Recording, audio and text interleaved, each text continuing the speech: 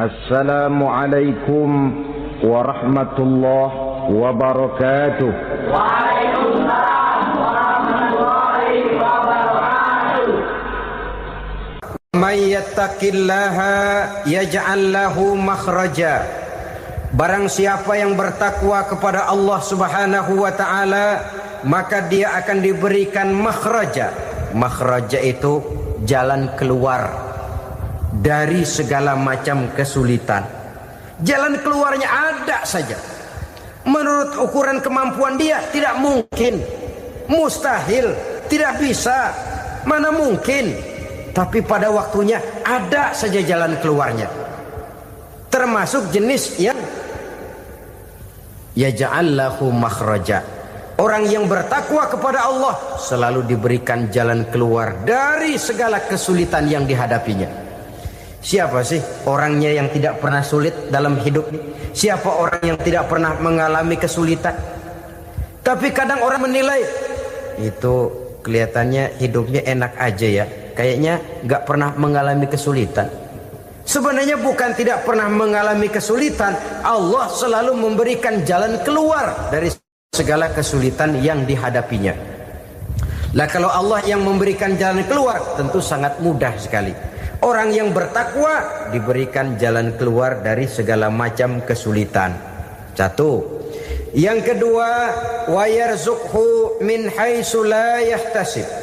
Dia akan diberikan rezeki oleh Allah dengan jalan yang tidak disangka-sangka. Rezekinya datang dengan cara yang tidak disangka-sangka. Puasa 6 hari di bulan Syawal. Diriwayatkan oleh Imam Muslim dari Abi Ayyub bahwa Nabi bersabda, "Man shoma Ramadhana summa atba'ahu sittan min Syawal kana kasyamid dahri." Barang siapa yang berpuasa di bulan Ramadan, kemudian diikutinya dengan 6 hari di bulan Syawal, maka dia seolah-olah seperti orang yang berpuasa 1 abad lamanya. Allahu Akbar. Demikian besar keuntungannya. 6 hari di bulan Syawal sama dengan orang yang berpuasa 1 abad lamanya. Ini fadailul a'mal, saudara-saudara. Jangan diartikan karena menang sudah puasa 6 hari bulan Syawal, Ramadan tahun depannya lantas nggak puasa. Kenapa? Ukurannya sudah 1 abad. Bukan itu pengertiannya. Ini mendorong orang memberikan ganjaran pahala yang sedemikian besar. 6 hari setelah Ramadan, artinya di bulan Syawal. Tidak pada hari pertama Syawal karena haram hukumnya berpuasa pada hari fitri itu. 6 hari di bulan Syawal. Tinggal lihat yang mampunya saja. Boleh berurutan, boleh tidak berselang-seling, boleh, asal saja jumlahnya 6 hari selama masih bulan Syawal itu. Hari ini 3 hari lagi, 4 hari lagi, diselang-seling atau berurutan, itu juga lebih baik. Puasa sunnah 6 hari daripada bulan Syawal.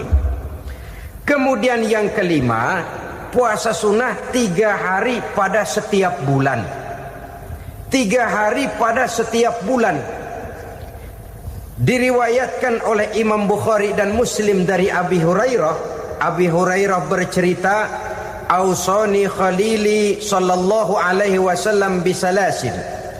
Kekasih saya Rasulullah berwasiat kepada saya, memesankan benar-benar kepada saya untuk melaksanakan 3 amalan yang terpuji. Pertama, siyamu salasati ayyamin min kulli syahrin.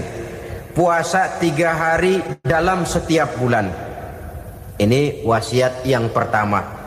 3 hari pada setiap bulan. Tidak peduli bulan apa saja. Dalam artian ya bulan menurut perhitungan Islam ya. Muharram, Safar, Rabiul Awal, Rabiul Tsani, Jumadal Ula, Jumadil Akhir, Rajab, Sya'ban, Ramadan, Syawal, Zulqa'dah, Zulhijjah dan selanjutnya. 3 hari pada setiap bulan. Tanggalnya tanggal berapa saja, lebih utama pada yang disebut Yaumul Bid, yaitu hari-hari di mana bulan menunjukkan purnama. Tanggal 13, tanggal 14 dan tanggal 15 pada setiap bulannya itu disunahkan melaksanakan puasa. Itu wasiat pertama, puasa 3 hari pada setiap bulan. Wasiat yang kedua, warok'atai duha, melaksanakan sholat duha sekurang-kurangnya 2 rakaat. Itu wasiat yang dipesankan benar kepada saya, kata Abi Hurairah. Pertama, puasa 3 hari pada setiap bulan. Yang kedua, usahakan jangan meninggalkan 2 rakaat minimal daripada sembahyang duha. Kita tahu sembahyang duha itu sembahyang sunnah di waktu pagi seketika matahari naik sepenggalahan. Sekurang-kurangnya 2 rakaat, sebanyak-banyaknya 8 rakaat. Di antara fadilah atau keutamaan daripada sholat duha ini yaitu menyangkut masalah rezeki dan usaha. Kemudian wasiat yang ketiga, wa an utira qabla an anama. Beliau sangat berwasiat kepada saya untuk sholat witir sebelum tidur. Artinya sholat malam sebagai amalan sunnah di dalam kehidupan kita. Assalamualaikum warahmatullahi wabarakatuh. Alhamdulillahi rabbil alamin. Wa bihi nasta'inu ala umurid dunya waddin. Salatu wassalamu ala asyrafil anbiya wal mursalin Sayyidina wa maulana Muhammadin wa ala alihi wa sahbihi ajma'in, amma ba'du.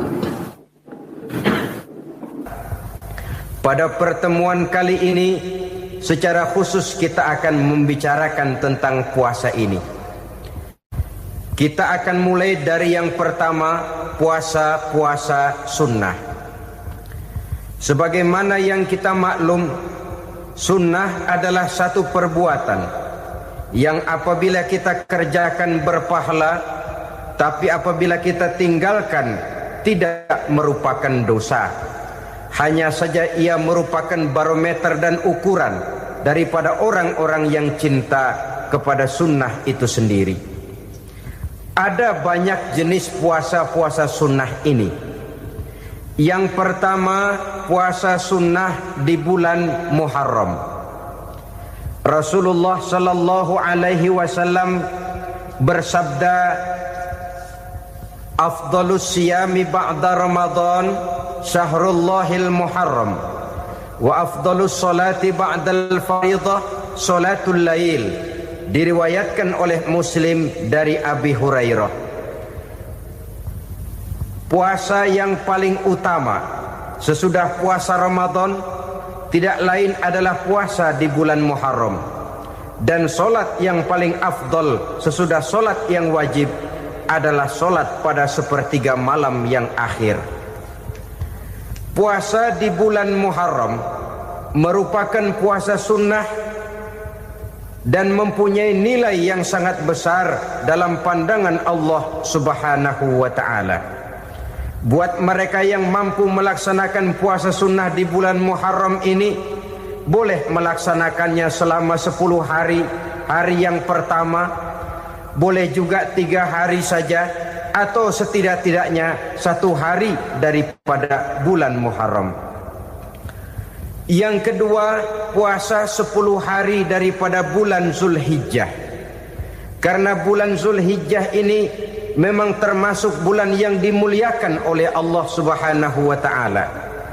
Pertama, di sana ada hari Tarwiyah, ada hari Arafah, ada hari Kurban, ada Talbiyah, ada pelaksanaan haji dengan segala manasiknya. Maka puasa sunnah di bulan Zulhijjah merupakan amalan yang sangat utama dan besar pahalanya dalam pandangan Allah Azza wa Jalla. Sebagian ulama menjelaskan, man shoma hazihil ayyam akramahullahu bi asyri asya'in. Siapa orang yang melaksanakan ibadah puasa sunnah pada hari-hari 10 di bulan Zulhijjah ini, Allah Subhanahu wa ta'ala akan memuliakannya dengan 10 macam perkara. Saudara, ini keuntungannya. Yang pertama, orang yang puasa di hari-hari 10 bulan Zulhijjah diberikan al-barakah fi umrihi, diberikan keberkahan pada umurnya. Setiap kita ingin memperoleh umur yang berkah. Umur yang berkah itu yang bagaimana? Apa yang jumlahnya panjang? Mungkin. Tetapi yang jelas umur yang berkah ini adalah umur yang bisa dipertanggungjawabkan di hadapan Allah Subhanahu wa taala. Artinya umur yang diisi penuh dengan kebajikan, umur yang diisi dengan segala macam kegiatan ibadah, dan umur yang dengan demikian sungguh pun kita sudah mati, jasad terkubur dalam tanah, nama kita akan tetap hidup, dikenal orang oleh karena kebajikan yang kita kerjakan. Saya kira akan lebih merupakan azab ketimbang nikmat kalau orang diberikan umur panjang tapi hanya untuk menumpuk-numpuk dosa saja. Kan lebih baik mana? Umur pendek banyak pahala, umur panjang banyak dosa. Lebih baik mana? Saya yakin yang paling baik tentu umur panjang banyak pahala. Paling sial umur pendek dosa melulu. Sudah diberikan umur pendek, tidak seberapa, dosa berlipat ganda. Itu kalau orang kampung bilang tekor namanya. Rugi. Umur pendek hanya untuk menumpuk-numpuk dosa. Boleh jadi kalau umat-umat zaman dulu, saudara, mereka diberikan umur panjang. Nabi Adam, kita tahu Nabi Adam itu 2000 tahun umurnya. Nabi Nuh 950 tahun. Umatnya ya rata-rata segitu itu. Nah, kalau mereka misalnya punya umur 800 tahun, lalu 200 tahun mereka melakukan dosa, kan masih punya restan 600 tahun untuk taubat. Karena umurnya diberikan jatah panjang. Kita ini oleh Allah Subhanahu wa taala, umat Nabi Muhammad ini umurnya pendek-pendek. Kalau nyontoh Nabi 63 tahun saja. Kalau diberikan 70 tahun umur kita sekarang, itu sudah dapat jatah lebih 7 tahun. Alhamdulillah bahwa Allah memberikan saat-saat, waktu-waktu, tempat-tempat yang punya nilai istimewa, sehingga umur yang pendek ini bisa bernilai panjang. Nilai ibadahnya bisa bernilai pahala seperti umat yang berumur panjang dahulu itu. Karena itu manfaatkan umur dengan baik, dan salah satu keberkahan daripada umur akan datang dengan melaksanakan ibadah puasa sunnah. Ini yang pertama. Yang kedua, az-ziyadatu fi malihi, berikan tambahan hartanya, menjadi orang kaya. Kaya apa? Kaya hati setidak-tidaknya. Karena dengan tekun dan rajin melaksanakan ibadah puasa yang segera tertanam dalam jiwa seseorang, merasakan cukup di dalam kehidupan. Itulah dia orang yang paling kaya, orang yang hidupnya paling cukup. Kalau orang sudah merasa cukup dalam hidupnya, maka itulah dia orang yang kaya. Saudara-saudara kaum muslimin rahimakumullah, puasa sunnah memberikan tambahan harta. Usahanya berkembang, dengan demikian membawa keberkahan, hartanya makin bertambah, akan menunjang ibadahnya kepada Allah, lebih memantapkan dan membawa ketenangan dalam hidupnya. Itu termasuk berkahnya melaksanakan puasa sunnah itu. Yang ketiga, al-hifzu fi iyalihi, diberikan penjagaan, perlindungan terhadap keluarganya. Anaknya sehat, sanak famili dan handai tolannya terjaga dan terpelihara dari segala malapetaka, dari segala mara bahaya. Kesehatannya terjamin dan terpelihara. Itu sudah merupakan modal yang sangat besar di dalam kita mengarungi kehidupan. Sebab rasanya sulit untuk bahagia. Duit kita banyak sekali. Usaha kita selalu mendatangkan untung yang berlipat ganda. Tapi sebentar-sebentar anak kita sakit, yang ampek, yang korengan, yang kena musibah, ndak tak karu-karuan sakit, berobat sampai jutaan rupiah. Itu kan sudah tidak membawa kebahagiaan. Uang masuk yang begitu banyak jumlahnya habis akhirnya untuk berobat saja. Sebenarnya hitung-hitung ya seri-seri juga. Usaha berhasil, duit banyak, habis untuk berobat. Lah sama juga saudara-saudara. Jadi dengan demikian, biar duit kita banyak, asal keluarga pada sehat saja, udah enak bener itu. Duit banyak, ekonomi cukup, keluarga sehat, nikmat rasanya menjalani kehidupan ini. Yang kiamat sudah duit kagak barang seperak, keluarga ampek semua. Kiamat sudah. Saudara hadirin yang saya hormati, jadi yang ketiga, Allah memberikan pemeliharaan terhadap keluarganya. Satu kali orang dipelihara Allah, tidak satu kekuatan pun yang bisa mencelakakan. Satu kali orang disengsarakan Allah, tidak satu tenaga pun yang mampu menyelamatkannya. Itulah sebabnya perlindungan Allah, pemeliharaan Allah terhadap diri dan keluarga sangat kita perlukan di dalam kehidupan ini. Dengan melaksanakan ibadah puasa, kita mendekatkan diri kepada Allah. Dengan dekat kepada Allah, maka Allah pun dekat kepada kita. Sehingga dalam hadis qudsi dikatakan, ta'arraf ilallahi firraha ya'rifka fi syiddah. Ingatlah kepada Allah di waktu kamu senang, agar Allah ingat kepada kamu di waktu kamu susah. Yang kita laksanakan kadang-kadang sebaliknya. Waktu susah kita ingat Allah, waktu senang kita lupa Allah. Akhirnya nanti pada waktu kita melarat, kebelangsak, susah dan sebagainya, pertolongan tidak akan datang kepada kita.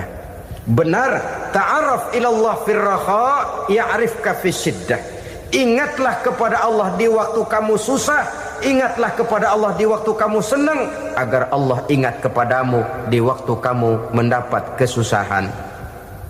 Umumnya watak manusia memang kalau sudah dapat susah, ingat kepada Allah. Waktu duduk, waktu berbaring, sambil tidur, dalam segala keadaan Allah disebutnya, Allah dimintakan pertolongannya. Tapi dikala dia berada pada posisi di atas angin, merasa senang, bahagia, Allah terlupakan. Saudara-saudara kaum muslimin, itu yang ketiga. Yang keempat, at-takfiru li sayyiatihi. Orang yang melaksanakan puasa sunnah itu diampuni segala dosa dan kesalahan yang telah dilakukannya. Dan yang kelima, at-tad'ifu li hasanatihi, diberikan balasan yang berlipat ganda dari segala kebaikan yang dikerjakannya. 1 berbalas 7, 7 bisa berbalas 10, 10 masih berbalas 100, masih ditambah dengan wallahu yudha'ifu liman yasha. Allah melipat gandakan pahala orang-orang yang dikehendakinya. Maka carilah satu kebaikan yang apabila kita kerjakan, dosa akan dihapus dan nilai pahalanya menjadi berlipat ganda. Satu kali kita bekerja, 2-3 pulau bisa kita raih dan kita jangkau. Yang keenam, orang yang melaksanakan puasa sunnah di bulan Zulhijjah, at-tashil li sakarati mautihi, diberikan kemudahan pada saat menghadapi sakaratul maut. Maut a mysterious problem. Dia adalah pintu yang setiap orang pasti akan memasukinya. Bahwa mati adalah mati, itu semua kita tahu. Tapi hakikat orang pada saat menghadapi mati itu kan berbeda-beda. Ada yang matinya itu gampang sekali, persis orang tidur saja, tidak nampak gelisah, tidak bikin susah yang hidup, tidak gelimpangan di tempat tidur, persis seperti orang mau tidur saja. Ada yang sulit sekali menghadapi sakaratul maut, gelimpangan di tempat tidur, bikin bingung orang yang nunggu. kadang-kadang seperti kerbau digorok lehernya. Saudara-saudara, sulit menghadapi sakaratul maut. Oleh karena itu Rasulullah sallallahu alaihi wasallam sering beliau itu kalau berdoa membaca Allahumma hawin alayya fi sakaratil maut. Ya Allah, mudahkan saya di dalam menghadapi sakaratul maut. Rasulullah saja, saudara, orang yang ibadahnya paling banyak, orang yang hatinya paling bersih, orang yang akhlaknya paling luhur, masih berdoa semacam ini. Mohon dimudahkan oleh Allah agar mudah menghadapi sakaratul maut. Apalagi kita, terus terang kita ini paling-paling kelas muhtalid. Bangsa sama pahala mau sama dosa doyan. Lebih perlu lagi menghadapi sakaratul maut.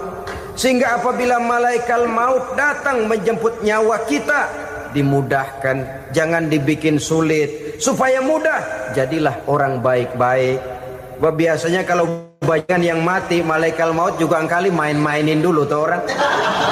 Kutak-katik, ditakut-takutin dan segala macam.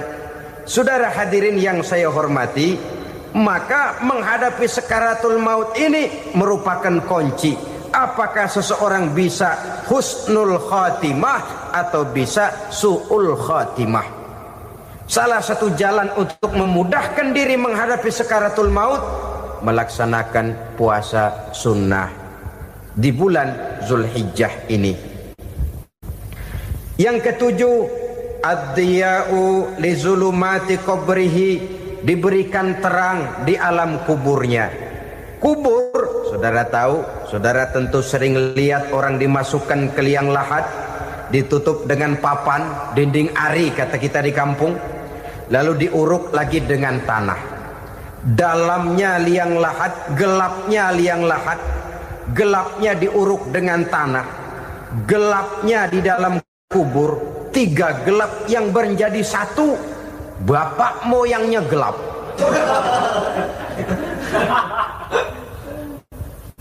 Puasa sunnah ini merupakan terang di alam kubur kita nanti.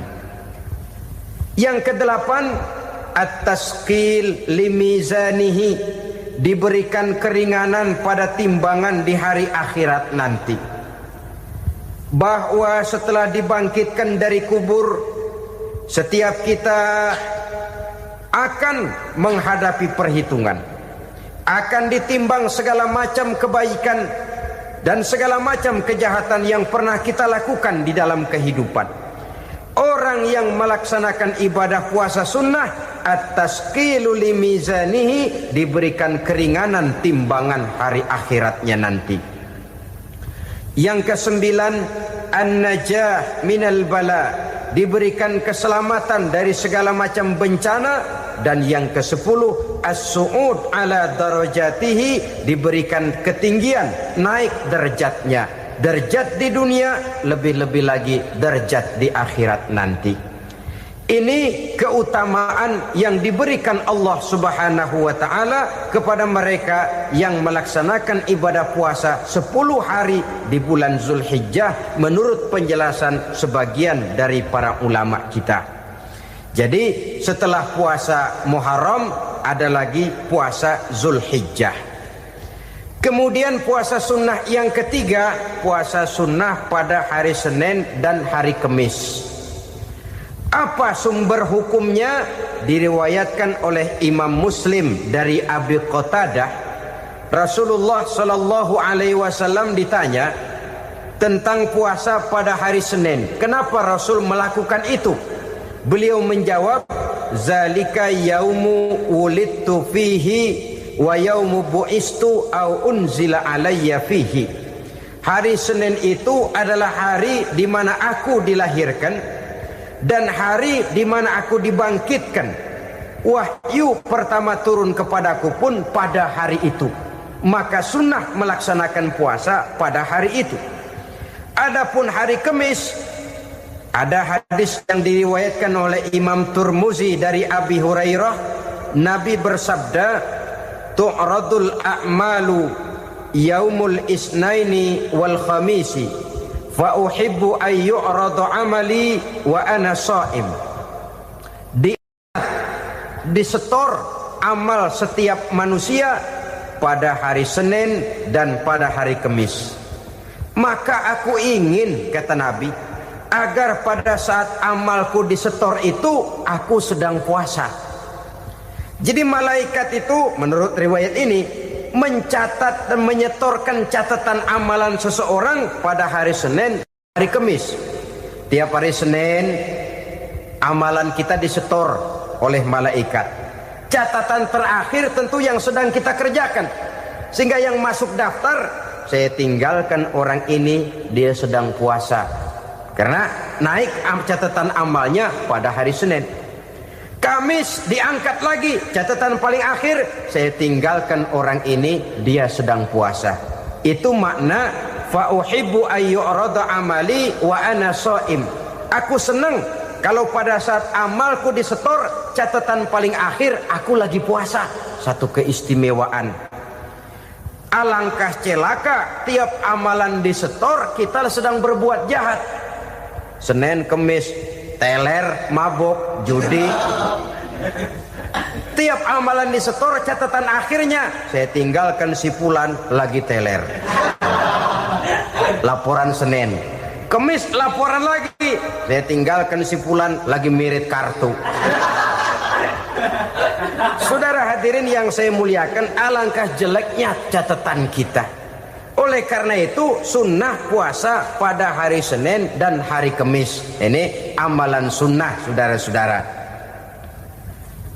Dan oleh karena ini amalan sunnah, sebagian ulama memberikan penjelasan, walaupun lupa niat, kalau sudah malam itu lupa niat, boleh niatnya sudah siang puasa sunnah ini, dengan catatan dari pagi belum makan apa-apa.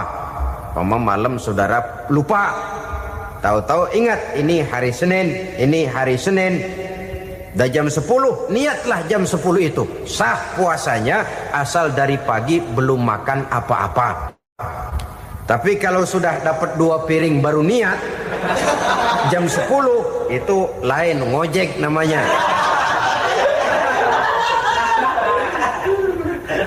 Jadi puasa sunnah yang ketiga, puasa pada hari Senin dan hari Kamis.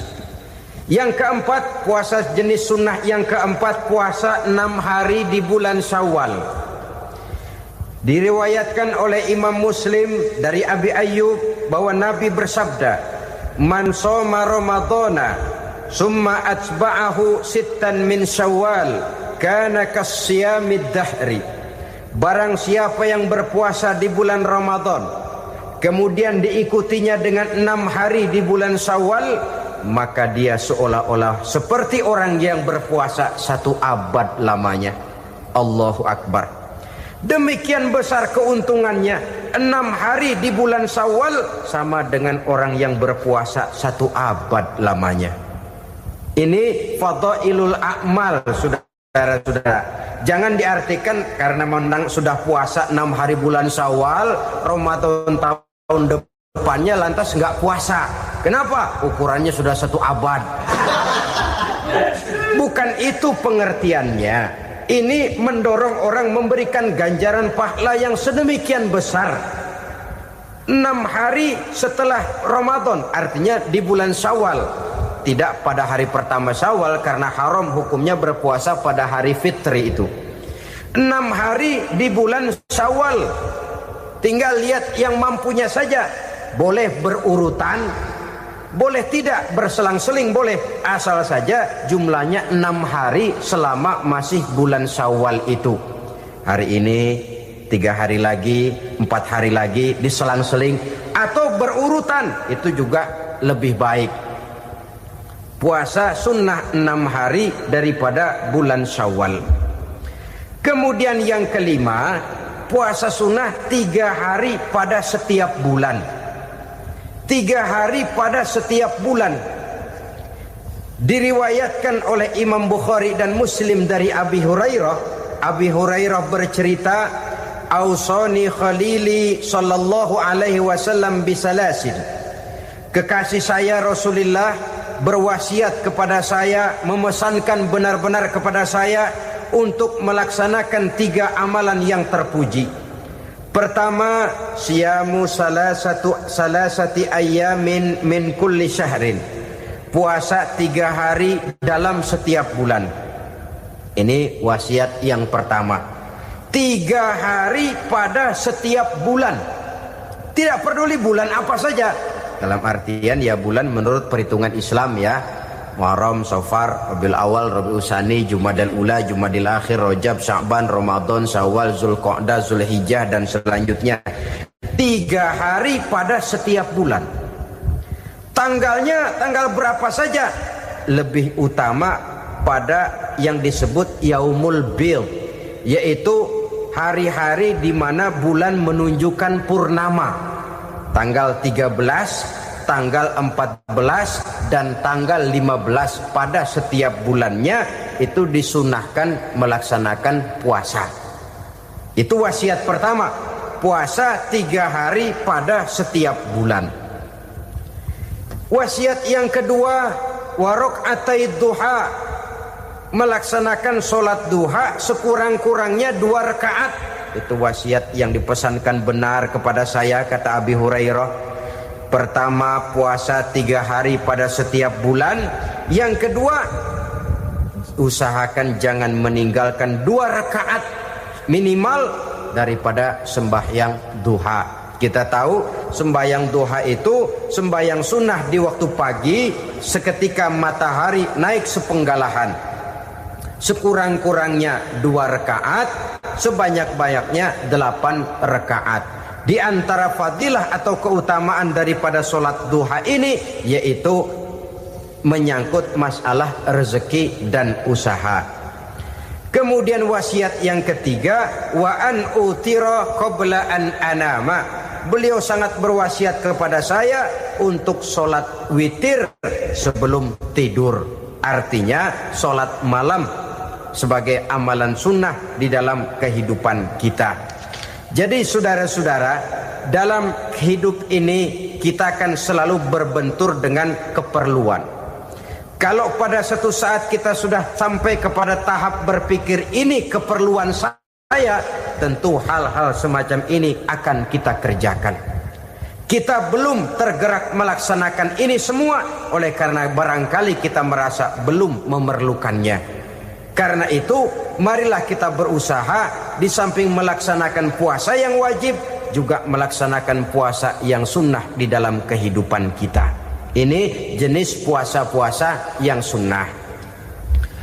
Kemudian yang kedua, ada macam puasa yang disebut puasa nazar. Hukum pelaksanaannya wajib apabila nazarnya sudah terwujud. Puasa nazar, puasa yang dikaitkan dengan suatu persoalan. Umpamanya, kalau saya lulus ujian, saya akan puasa 1 minggu lamanya. Begitu ujiannya ternyata lulus, dia wajib bayar nazarnya. Puasa 7 hari, tidak lagi sunnah, tapi wajib karena dia nazarkan. Asal saja tidak sah nazar kepada yang makruh, apalagi kepada yang haram. Umpamanya nazar, kalau tembus 6 nomor mau puasa 3 hari. Itu nazar semacam itu bukan saja tidak sah, tapi haram hukumnya. Tidak boleh nazar kepada yang makruh, apalagi kepada yang haram. Jadi apabila maksud yang sudah kita niatkan tercapai, wajiblah nazar itu dibayar, yaitu kalau nazarnya sunnah, melaksanakan ibadah puasa.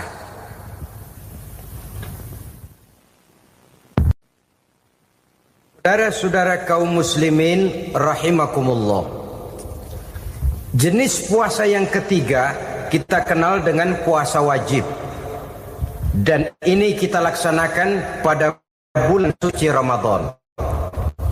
Tentang teknis pelaksanaan ibadah puasa di bulan Ramadan sudah pernah saya bicarakan pada pertemuan tentang Ramadan dan Idul Fitri. Pada kesempatan ini saya hanya ingin mengajak bahwa di dalam melaksanakan ibadah puasa Ramadan ini, marilah kita mengadakan evaluasi. Kenapa demikian? Barangkali secara jujur, walaupun agak berat, saya masih harus berkata, masih banyak di antara kita umat Islam yang di dalam melaksanakan suatu ibadah terjebak dalam rutinitas ritual. Apa itu rutinitas ritual? Itu bahasa susah. Berhubung saya tidak ingin bicara yang susah-susah, kita bicara yang mudah-mudah saja. Maksud saya, banyak di antara kita umat Islam yang di dalam melaksanakan suatu ibadah itu hanya dengan prinsip asal sekadar gugur kewajiban saja. Akibatnya, sampai sejauh mana ibadah itu berhasil membentuk kepribadian diri kita, kita jarang mengadakan evaluasi dan penilaian. Solat yang penting gugur kewajiban. Puasa yang penting sudah gugur kewajiban. Haji yang penting sudah gugur kewajiban. Maka jangan heran kalau itu yang jadi prinsip, ibadah lantas tidak punya dampak dalam membentuk kepribadian diri. Banyak orang yang rajin sholat tapi munkarnya jalan terus. Sampai kadang-kadang kita bingung, yang sembahyang dia, yang nyolong dia. Puasanya kelihatannya tekun tapi tidak punya kepekaan sosial. Sama yatim piatu bersifat masa bodoh, sama fakir miskin malah gemes. Tidak lantas tumbuh kepekaan sosial walaupun dia sudah ikut merasakan tidak enaknya lapar dan haus. Ada juga yang sudah haji 4-5 kali mondar-mandir Jakarta Mekah, tapi gaya hidupnya tetap seperti katak di kolong tempurung, picik, sempit pandangan, dangkal hati, tidak terbuka walaupun sudah melihat Islam dalam skala internasional. Yang dia lihat, yang dia saksikan, yang dia pandang tidak sanggup menggugah dan mengubah jiwanya, tidak bisa mewarnai pandangan hidupnya. Inilah akibatnya kalau ibadah hanya dikerjakan dengan prinsip asal sekadar gugur kewajiban. Hasilnya yaitu tadi, hajinya cuma menang topi putih sama serban. Sholatnya cuma prinsip asal gugur kewajiban. Begitu juga puasanya, begitu juga zakatnya dan ibadah-ibadah lainnya. Bukan tanpa satu maksud. Jikalau Allah Subhanahu wa taala memerintahkan kita melaksanakan ibadah puasa di bulan suci Ramadan, bahkan maksud itu sangat pada penghujung ayat yang memerintahkan kita puasa. Ya ayyuhallazina amanu kutiba alaikumus syiyam kama kutiba alal ladzina min qablikum la'allakum tattaqun. Orang yang beriman diwajibkan atas kamu berpuasa, telah diwajibkan juga kepada orang-orang yang sebelum kamu, la'allakum tattaqun, agar kamu dengan puasa itu menjadi manusia yang bertakwa kepada Allah Subhanahu wa taala. Dengan kata lain, berhasil atau tidak puasa Ramadan kita ini akan nampak takwa kita meningkat atau tidak setelah kita melaksanakan ibadah puasa. Sehingga kalau orang mengatakan Ramadan itu merupakan month of training, bulan latihan, keluar latihan tentu harus semakin naik dan baik gaya kehidupan kita. Jadi tujuan utama daripada pelaksanaan ibadah puasa adalah untuk membentuk manusia yang bertakwa. Nah, takwa itu kata Imam Qusairi hurufnya ada 4. Ta, qaf, wawu, ya. Masing-masing huruf ini simbol dari pribadi orang yang bertakwa, bina dan dibentuk oleh pelaksanaan puasanya. Mari kita lihat. Huruf ta adalah lambang dari sifat tawadhu, rendah hati. Orang yang bertakwa, orang yang tidak mempunyai sifat sombong. Puasa menanamkan kita kesadaran terhadap kelemahan, terhadap keterbatasan, terhadap segala ketidakmampuan yang kita miliki. Ya Allah, baru sehari nggak kena makan, nggak kena minum, sudah begini lemesnya. Puasa memang, kalau pagi orang masih sehat, masih terdorong oleh sahur, siang masih lumayan, tapi zuhur ke atas biasanya mulai sikap lemah manusiawi, keterbatasan kekuatan biologis itu mulai nampak. Dari sini tanam satu kesadaran. Kalau begitu apa yang mau disembuhkan di hadapan Allah? Kaya, siapa sih orang paling kaya? Ilmu, siapa sih orang paling pintar? Pangkat, siapa sih orang paling tinggi jabatannya? Dari sifat semacam ini lahir introspeksi. Rasa mawas diri, timbul sifat tawaduknya, rendah hatinya, tidak melonjak menjadi angku dan sombong lantaran sedikit kemampuan dan kekuatan yang dimilikinya.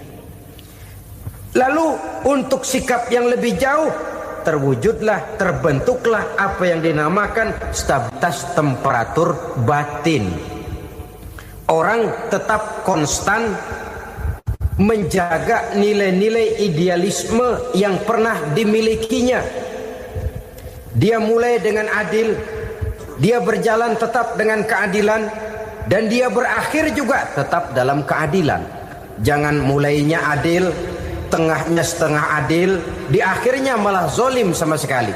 Ini tidak punya stabilitas temperatur batin. Kan banyak orang begitu toh. Mulanya benar, belakangan mau benar sendiri. Mulanya sudah rela berkorban buat kepentingan orang banyak, belakangan malah selalu mengorbankan kepentingan orang banyak. Waktu di bawah rajin baca ayat kursi, dapat kursi lupa ayat. Stabilitas temperatur batin tertipu oleh perasaan seolah-olah situasi dan kondisi sudah serba memungkinkan, sudah serba menguntungkan. Orang yang dibentuk pribadinya oleh pelaksanaan ibadah puasa, dia sadar apapun keberhasilannya, apapun kedudukannya, apapun nilai kekayaannya, itu cuma sebagian kecil sekali dari apa yang ada pada zat Allah Subhanahu wa ta'ala. Hati tidak takabur, sesuai dengan namanya takabur dari kalimat takabbaro ya takabbaru, membesar-besarkan diri. Orang yang suka membesar-besarkan diri, orang yang tidak yakin bahwa dirinya orang besar, lalu dibesar-besarkan dirinya.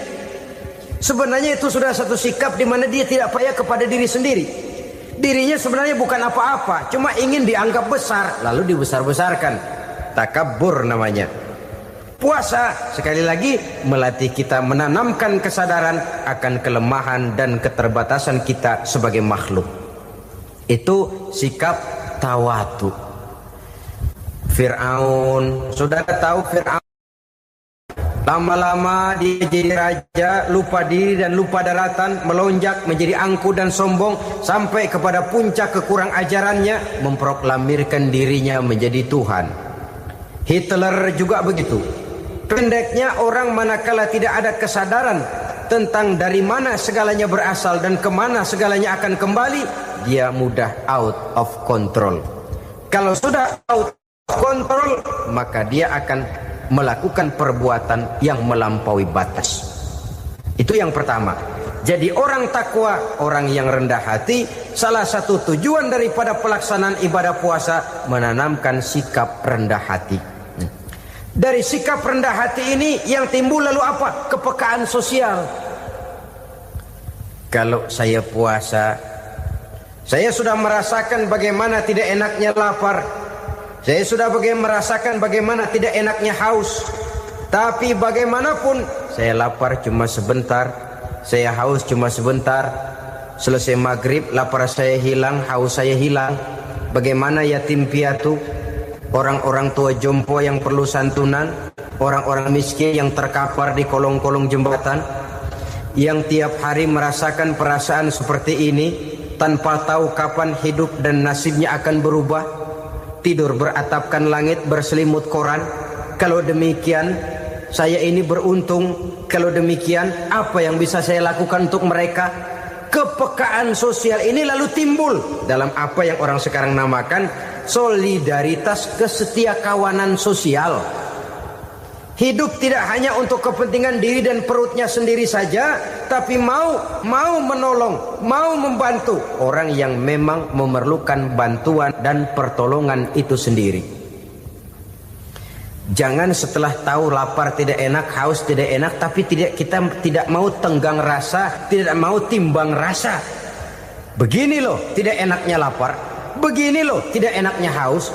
Ini terjadi pada diri saya. Saya masih mampu, masih berbuka puasa. Bagaimana yang tiap hari merasakan seperti ini?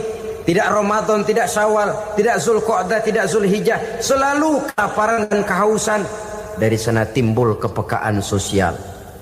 Lalu lahirlah sikap pemurah, dermawan, mau menoleh ke kiri dan ke kanan.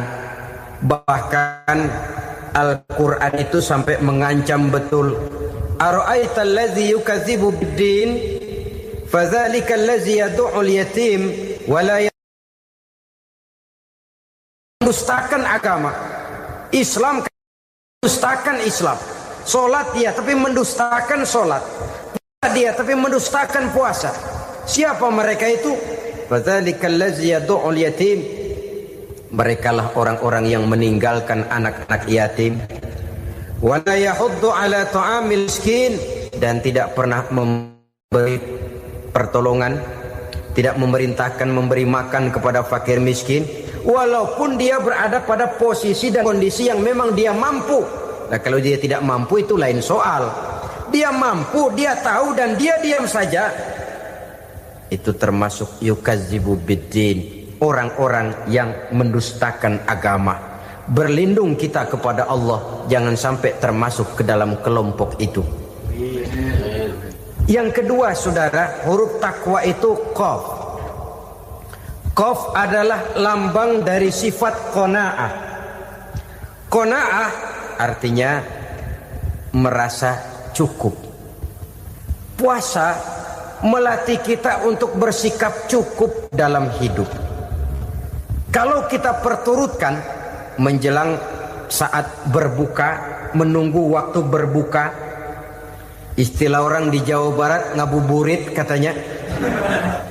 Kita menunggu saat berbuka, segalanya saja ingin kita beli, segalanya saja ingin kita minum, semuanya saja ingin kita makan. Sebab nafsu sudah begitu berupa. Perut sudah sedemikian lapar, kerongkong sudah sedemikian haus. Rasanya semuanya saja ingin kita telan.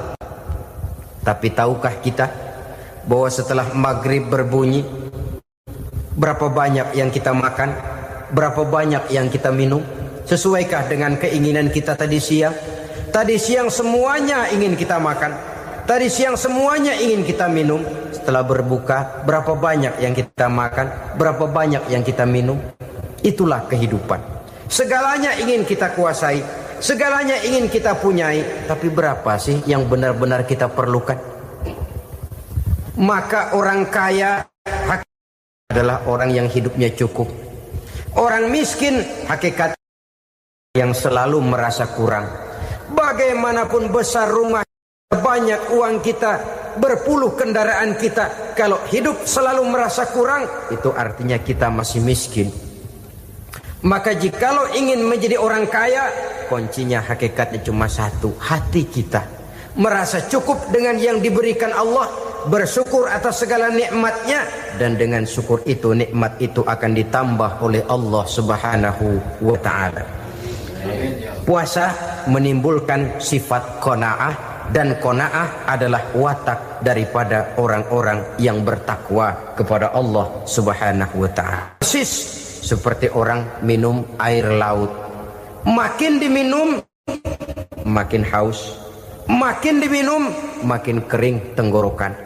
Begitulah orang berhadapan dengan materi. Tadinya dia akan senang kalau dia merasa punya tanah, ratusan hektar. Sudah ratusan hektar, tidak cukup ngelamun lagi, alangkah nikmatnya kalau bisa beli gunung. Gunung dibeli. Sudah punya gunung, lihat laut. Aduh, kalau laut juga bisa dibeli, beli lagi laut.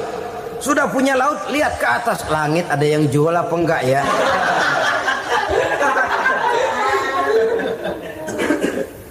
Seperti orang berhadapan dengan air laut yang makin diminum makin membuat kita haus dan makin kering tenggorokan ini.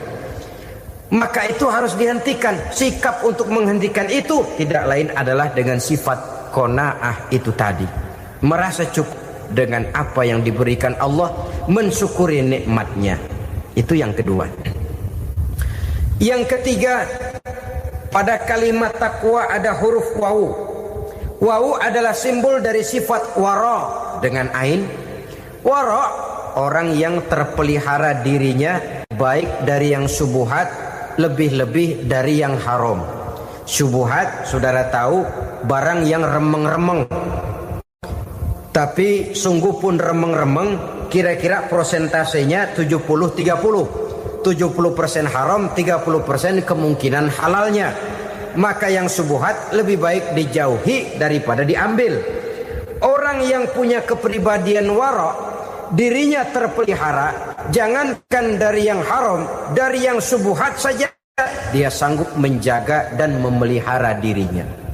Oleh karena itu saya heran, kalau orang di bulan Ramadan dia sanggup menjaga diri di waktu siang dari jenis makanan yang halal, dari jenis minuman yang haram. Ada tahu nganggur di meja siang, enggak dia makan. Ada air teh nganggur di meja siang, enggak dia makan. Padahal itu jenis makanan dan minuman yang halal.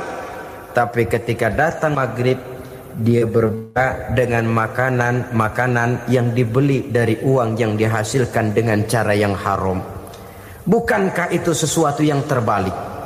Bukankah dengan demikian sudah tidak lagi menimbulkan sikap yang bisa memelihara dan menjaga kepribadian diri? Orang yang membiasakan diri terpelihara dari yang syubhat apalagi yang haram, maka baik yang dipakainya, yang diminumnya, yang dimakannya terdirilah dari barang-barang yang baik yang dihalalkan oleh agama. Wara. Kemudian yang keempat, pada huruf kalimat takwa ada huruf yakin. Huruf ya simbol dari sifat yakin. Orang yang puasa dibentuk kepribadiannya mempunyai satu keyakinan yang tangguh, dan keyakinan adalah ciri daripada orang yang takwa. Kita lihat yang dipanggil melaksanakan ibadah puasa ini kan iman. Karena memang sulit untuk melaksanakan puasa kalau tidak iman yang jadi dasar. Setidaknya seperti sudah pernah saya sampaikan, ibadah puasa ini memang sulit terkena penyakit show. Kalau kita sholat barangkali terangsang karena kelihatan orang lain. Kalau kita pergi haji mungkin jadi sugesti karena orang banyak tahu. Kalau kita bayar, kita jadi terangsang karena banyak orang lihat. Tapi kalau sudah puasa, puasa itu kan yang tahu cuma kita dan Allah saja. Ya kita sholat, orang lain lihat, kita jadi rada semangat. Kita pergi haji, orang lain banyak ngantar, kita semangat. Kita bayar zakat, orang lain banyak saksikan, kita bersemangat. Tapi kita puasa, siapa yang mau nyaksiin kita puasa? Siapa yang mau memuji kita puasa? Siapa yang mau menyanjung kita puasa? Itu cuma urusan kita dan Allah. Oleh karenanya dasar daripada pelaksanaan ibadah yang harus mencegah tenggorokan segalanya jadi nikmatan. Tidak ada kerja yang lebih indah selain kerja yang didasarkan kepada satu keyakinan bahwa yang kita kerjakan itu adalah sesuatu yang benar. Dalam hal ini sesuatu yang diperintahkan oleh Allah Subhanahu wa taala kepada kita. Saudara-saudara kaum muslimin rahimakumullah. Demikianlah titik evaluasi kita. Jangan berpuasa hanya dengan prinsip asal sekadar menggugurkan kewajiban saja, yang akan berakibat Ramadan tahun ini berakhir begitu, Ramadan terjebak menjalani rutinitas ritualnya saja. Bahkan kadang-kadang yang nyata betul, Nabi menganjurkan tingkatkan ibadah pada 10 hari yang akhir di bulan Ramadan. Tanggal 20 sampai akhir Ramadan. Yang kita praktekkan malah kegiatan ibadah kita justru menurun pada 20 Ramadan yang akhir. Coba lihat 20 Ramadan ke atas. Itu pasukan tarawih paling kelas 60-70 tahun ke atas. Kemana yang lain sudah berpikir menghadapi lebaran, berpikir pulang mudik, berpikir macam-macam. Akibatnya konsentrasi ibadah lalu buyar. Dianjurkan Rasul tingkatkan ibadah pada 10 hari yang terakhir. Kita malah makin ke akhir makin lancip.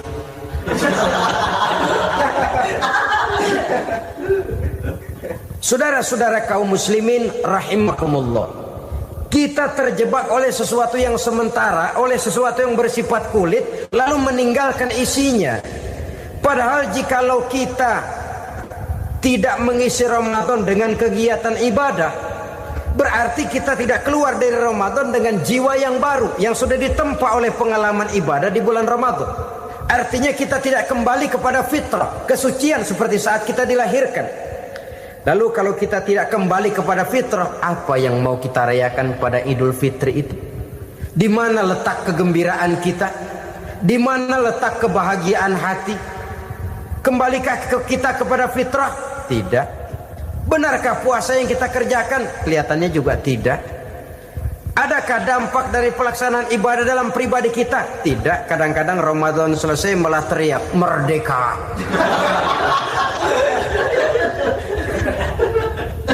Kalau tadinya Ramadan dia merasa terhalang, mau keluar siang, mau makan siang, bulan puasa, mau minum siang, bulan puasa, mau gandengan, bulan puasa. Ramadan selesai, kibarin bendera, teriak merdeka. Lalu kembali merajalela. Saudara-saudara, dampaknya tidak akan kelihatan. Padahal puasa yang baik, la'allakum tattaqun, membentuk manusia yang bertakwa kepada Allah Azza wa Jalla. Nah, sekarang apa kemudahan dan keistimewaan yang akan diberikan Allah kepada mereka yang sampai kepada tingkat takwa ini? Al-Quran menjelaskan, pertama, may yattaqillaha yaj'al lahu makhraja. Barang siapa yang bertakwa kepada Allah Subhanahu wa taala, maka dia akan diberikan makhraja. Makhraja itu jalan keluar dari segala macam kesulitan. Jalan keluarnya ada saja. Menurut ukuran kemampuan dia tidak mungkin, mustahil, tidak bisa, mana mungkin. Tapi pada waktunya ada saja jalan keluarnya. Termasuk jenis yang yaj'al lahu makhraja. Orang yang bertakwa kepada Allah selalu diberikan jalan keluar dari segala kesulitan yang dihadapinya. Siapa sih orangnya yang tidak pernah sulit dalam hidup ini? Siapa orang yang tidak pernah mengalami kesulitan? Tapi kadang orang menilai, itu kelihatannya hidupnya enak aja ya, kayaknya gak pernah mengalami kesulitan. Sebenarnya bukan tidak pernah mengalami kesulitan, Allah selalu memberikan jalan keluar dari segala kesulitan yang dihadapinya. Lah kalau Allah yang memberikan jalan keluar, tentu sangat mudah sekali. Orang yang bertakwa diberikan jalan keluar dari segala macam kesulitan. Satu. Yang kedua, wa yarzuqhu min haitsu la yahtasib. Dia akan diberikan rezeki oleh Allah dengan jalan yang tidak disangka-sangka. Rezekinya datang dengan cara yang tidak disangka-sangka. Gajinya mungkin kecil, tapi penghasilannya gede. Kan itu yang penting. Gaji dan penghasilan kan lain tuh. Boleh jadi gaji kecil, asal penghasilan gede, kan nikmat hidup itu. Nah, penghasilan ini ada yang bisa kita perkirakan. Bisa kita perkirakan. Misalnya gaji itu tadi. Kalau saya kerja, gaji saya begini. Ada rezeki yang masuk min haitsu la yahtasib. Tidak kita sangka-sangka, tidak kita duga-duga, tahu-tahu ada saja rezeki. Datang orang bawa persoalan yang mendatangkan hasil. Sebab rezeki, jodoh, maut memang seperti bayangan. Kita uber-uber dia lari, kita diem dia diem. Kan gemesin itu. Bayang-bayang itu begitu. Kita kejar, dia lari. Rezeki juga begitu. Kita diam, dia diam.